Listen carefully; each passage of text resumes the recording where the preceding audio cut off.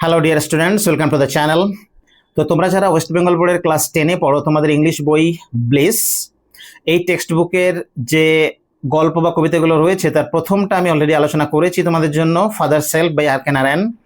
অবশ্যই করে সেই ভিডিও তোমরা দেখো, তাহলে তোমরা গল্পে যে ঘটনাগুলো পরপর করে ঘটছে সেগুলো ছাড়াও আরও অনেক বিষয় তোমাদের জানতে হবে অ্যাজ স্টুডেন্টস অফ লিটারেচার। সেগুলো আমি আলোচনা করেছি, যেমন আয়রানি বা আরও অনেক কিছু, সেগুলো তোমরা ওই গল্প থেকে জানতে পারবে। ফলে তোমাদের দেখবে 11-12 এবং কলেজ লেভেল অনেকটা সাহায্য হবে। আর আজকের ভিডিওতে তোমাদের জন্য আমি আলোচনা করব সেকেন্ড লেসন। সেকেন্ড লেসনের ক্ষেত্রে আমরা দেখব, আমরা পাবো একটা কবিতা, ছোট্ট একটা সুন্দর কবিতা। কবিতার নাম বা টাইটেল হচ্ছে fable, written by Ralph Waldo Emerson. তো আমরা কবির সম্পর্কে জানতে পারবো, কবিতা সম্পর্কে জিস্ট জানতে পারবো, কবিতায় পর্ব করে কি ঘটছে আমরা জানবো। আমি line by line, word by word তোমাদের মিনিং বুঝিয়ে বুঝিয়ে দেবো। এগুলো তোমরা স্ক্রিনে ফলো করো এবং খাতায় নোট ডাউন করে নেবে। পাশাপাশি বলে রাখি যে পরীক্ষার পারপাসে, ক্লাস 10-এ পরীক্ষার পারপাসে বা মাধ্যমিকে পরীক্ষায় যে কোয়েশ্চেন্সগুলো আসে এখান থেকে, সেগুলো তো আলোচনা করবোই। পাশাপাশি আবারও বলি যে তোমাদের যেগুলো লিটারেচার স্টুডেন্ট হিসেবে প্রয়োজন হয়, অনেক কিছু তোমাদের জানতে হবে। যেমন একটা কথা বলি, এখানে লিটারি ডিভাইস বা ফিগার অফ স্পিচ আসবে, পার্সনিফিকেশন, তোমরা সেটা জানতে পারবে। রাইম নিয়ে আলোচনা করব, আরও অনেকগুলো ব্যাপার আমি আলোচনা করবো এক্ষেত্রে। তো ভিডিওটা দেখতে থাকো। তাহলে প্রথমে আমাদের যেটা জানতে হবে যে ফেবল কথাটার অর্থ কি। এখানে যারা ক্যারেক্টার পাচ্ছি তাদেরকে দিয়ে কোনো টাইটেল এখানে হয়নি, বা কোনো কনসেপচুয়াল আইডিয়া নেই, কোনো অ্যাবস্ট্রাক্ট আইডিয়া নেই, বা বিষয়ভিত্তিক কোনো টাইটেল আমরা পাচ্ছি না। আমরা পাচ্ছি একটা কমন টার্ম, কি সেটা? ফেবল। তাহলে ফেবল কথার অর্থ হচ্ছে, মনে রাখবে যে যখন আমরা কোনো ছোট্ট একটা গল্প পাই, মানে এপিসোড পাই বা একটা ঘটনা পাবো, সেই ঘটনার মধ্যে যদি চরিত্র হিসাবে বার্ডস অ্যান্ড অ্যানিমালস এবং ইনঅ্যানিমেট অবজেক্টস, অপ্রাণীবাচক কোনো বস্তুকে পার্সন হিসেবে দেখিয়ে তাদের মধ্যে আলোচনা দেখানো হয় বা ইন্টারাকশন দেখানো হয়, তখন তাকে বলবো আমরা ফেবল। এবং অবশ্যই করে সেই ঘটনার বা সেই এপিসোডের একটা মরাল লেসন থাকবে, যে মরাল লেসনটা কিন্তু আলটিমেটলি ওই গল্পের ক্যারেক্টারদের জন্য ইম্পর্টেন্ট নয়, ইম্পর্টেন্ট হচ্ছে আমাদের হিউম্যান সোসাইটির জন্য ইম্পর্টেন্ট। এবারে আমরা চট করে একটু পোয়েট সম্পর্কে জেনে নিই, about the author and the text. এখানে অথর বলা ভুল হলো, it should be about the poet and the text. তাহলে কি পাচ্ছি? Ralph Waldo Emerson, he was born in 1803 and he died in the year 1882, was an American essayist, lecturer and poet. অনেক প্রবন্ধ লিখেছেন উনি, অধ্যাপনা করেছেন এবং অবশ্যই করে উনি একজন কবি হিসেবে সুপরিচিত ছিলেন। His famous poems include Concord hymn and Brahma. Okay, বেশ, এবার আমরা একটু দেখে নিই যে কবিতার যে জিস্ট সেটা কি পেতে পারি আমরা। দ্য পোয়েম ডেসক্রাইবস, এই যে কবিতাটা সেটা কি আলোচনা করছে, কি তুলে ধরছে? এ কনভারসেশন, মানে একটা ডায়ালগ, একটা আলোচনা, একটা কথোপকথন। কনভারসেশন মানে হচ্ছে ডায়ালগ বা কথোপকথন, তাদের মধ্যে between the squirrel and the mountain. তাহলে আলোচনা যদি হতে হয়, কথোপকথন যদি হতে হয়, কনভারসেশন বা ডায়ালগ যদি হতে হয়, তাহলে দুটো পক্ষ প্রয়োজন। এক পক্ষে আমরা পাচ্ছি একটা স্কুইরেল, ছোট্ট টাইনি একটা অ্যানিমাল, আরেকটা কি? দ্য মাউন্টেন, একটা বিশালাকার পর্বত। তাহলে স্কুইরেল সেও কথা বলতে পারে না, ধরে নিচ্ছি সে কথা বলতে পারে, আলোচনা করতে পারে, মানুষের মতো আচরণ করতে পারে, ভাবতে পারে। অন্যদিকে দ্য মাউন্টেন মানে একটা বিশাল পাহাড় বা পর্বত, সেটাও এখানে কথা বলবে, সেটাও এখানে তার ইমোশনস বা প্যাশনস বা আইডিয়াস এক্সপ্রেস করবে। তাহলে এখানে একটা ব্যাপার আসছে, সেটা হচ্ছে মাউন্টেনকে যদি আমরা এইভাবে প্রেজেন্ট করি, বা কোনো ইনঅ্যানিমেট অবজেক্ট যার কোনো প্রাণ নেই, তখন তাকে লিটারেচারের ভাষায় বা লিটারেচার টেকনিকে বলা হয় পার্সনিফিকেশন। মানে মাউন্টটাকে আমরা যেন পার্সন বা হিউম্যান করে ফেললাম, বা তাকে সেভাবে কল্পনা করলাম।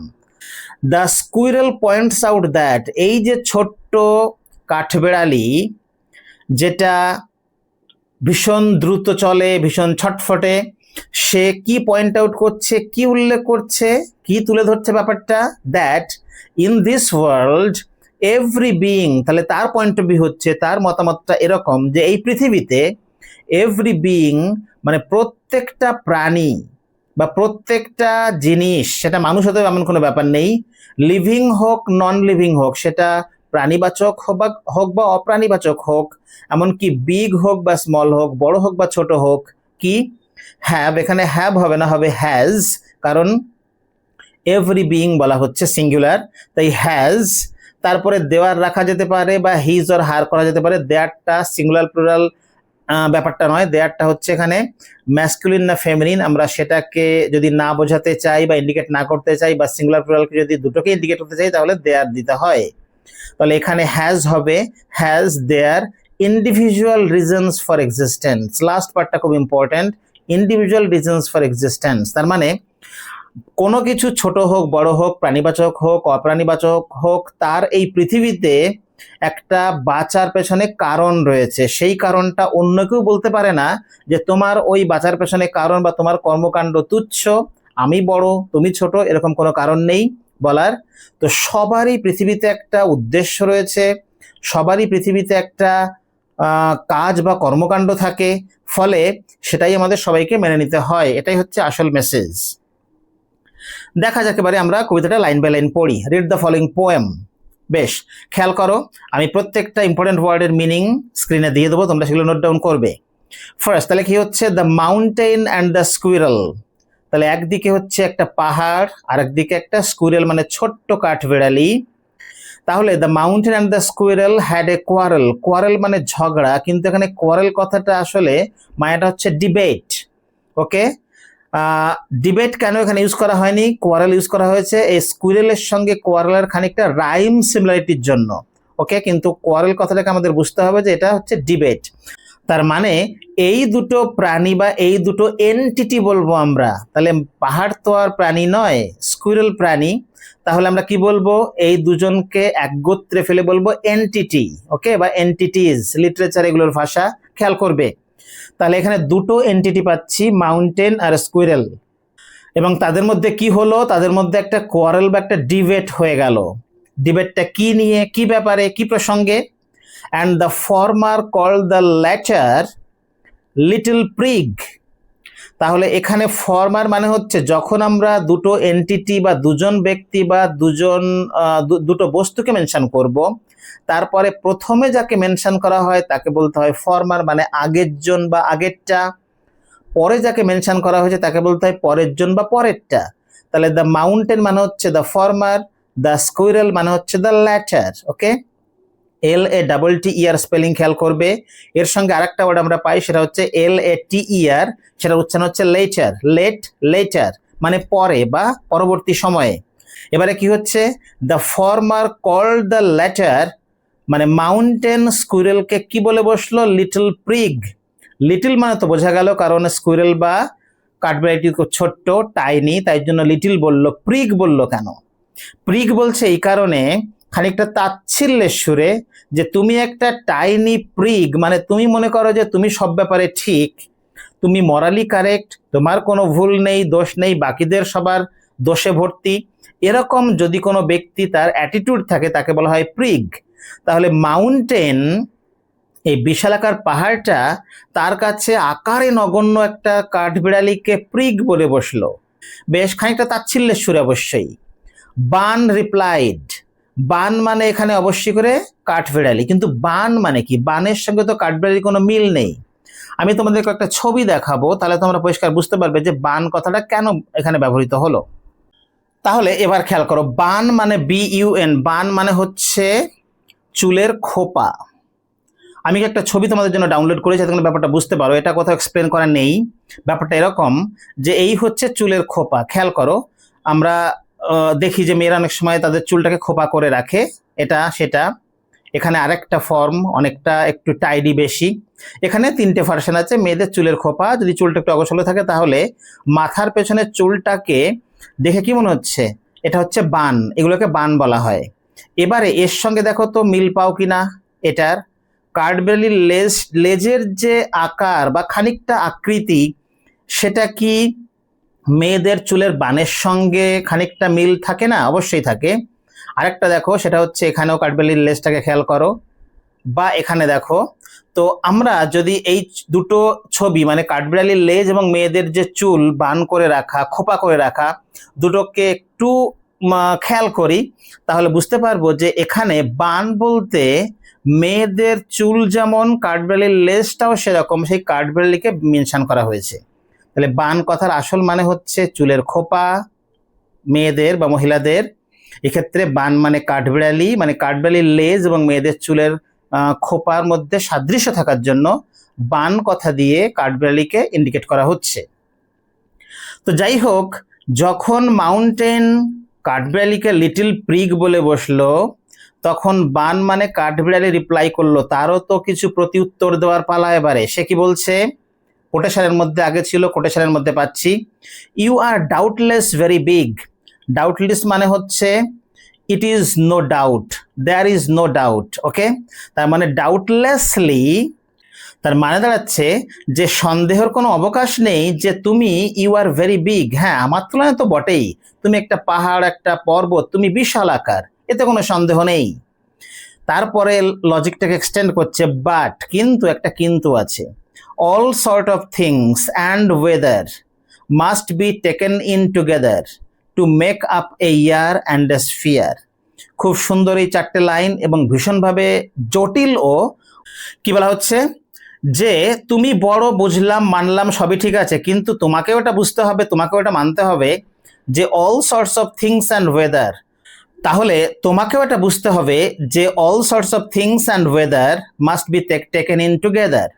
তাহলে যত রকম জিনিস পৃথিবীতে হয়, সেটা প্রাণী, অপ্রাণী, ছোট হোক, বড় হোক, আকারে নগণ্য হোক, বা কাজে ছোট হোক বা কাজে বড় হোক, যার যেমন কাজ, যার যেমন দায়িত্ব পৃথিবীতে আছে, সমস্ত কিছু মিলিয়ে, এবং ওয়েদার, ওয়েদার মানে আমাদের যে সারা বছর 12টা মাস, সে 12টা মাস কিন্তু একরকম যায় না, কখনো গরম, কখনো ঠান্ডা, কখনো বর্ষা, কখনো শুকনো, বিভিন্ন রকম ভাবে কিন্তু ওয়েদার প্যাটার্ন চেঞ্জ করে। তাহলে এই সমস্ত কিছুকে আমরা কনসিডার করব, must be taken in together, সমস্তগুলোকে কনসিডার করব, কোনোটাকে বাদ দেব না।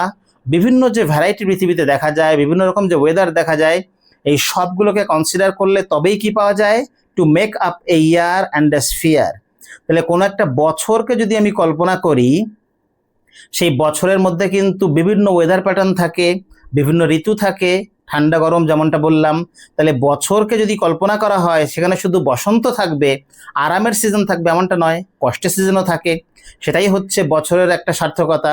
অন্যভাবে স্ফিয়ার, স্ফিয়ার মানে হচ্ছে গোলাকার কিছু, মানে আমাদের পৃথিবী, আমাদের পৃথিবীর আকৃতি যেহেতু গোলাকার, সেই জন্য এখানে স্ফিয়ার বলতে পৃথিবীকে বোঝানো হয়েছে। তাহলে পৃথিবী যদি কল্পনা করতে হয়, পৃথিবীকে যদি কমপ্লিট হিসেবে আমরা ভাবি, তাহলে পৃথিবীতে যা যা আছে, পৃথিবীতে যা যা প্রাণী আছে, অপ্রাণী আছে, সমস্তগুলোকে ধরে নিয়েই একসঙ্গে আমাদের বিচার করতে হবে। কোনোটাকে বাদ দিয়ে পৃথিবী সুন্দর এমনটা কিন্তু বলা যাবে না। ওকে, তারপরে কি হচ্ছে? অ্যান্ড আই থিঙ্ক, কাঠবিড়ালি বলছে, অ্যান্ড আই থিঙ্ক, আমার মনে হয়, আমার ধারণা, আমার বিচারে আমি এটাই বলবো যে it no disgrace to occupy my place.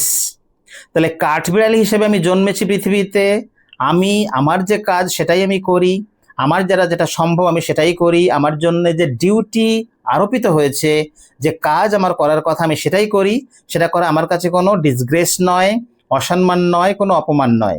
প্রত্যেকটা ওয়ার্ডের সিনোনিম তার স্ক্রিনে পাবে। আরও কি বলছে?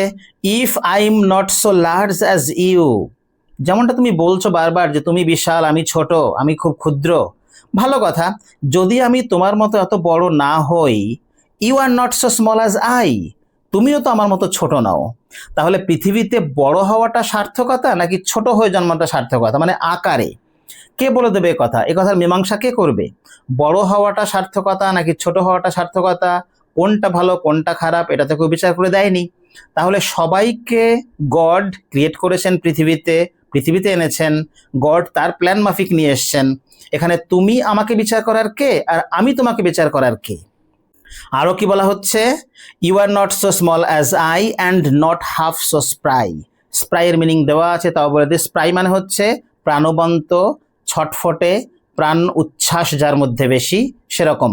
তাহলে আমি এত চটপট চলাফেরা করতে পারি, দৌড়াতে পারি, গাছে উঠতে পারি, গাছ থেকে নামতে পারি, তুমি তো আমার অর্ধেকটাও নও সেই বিচারে।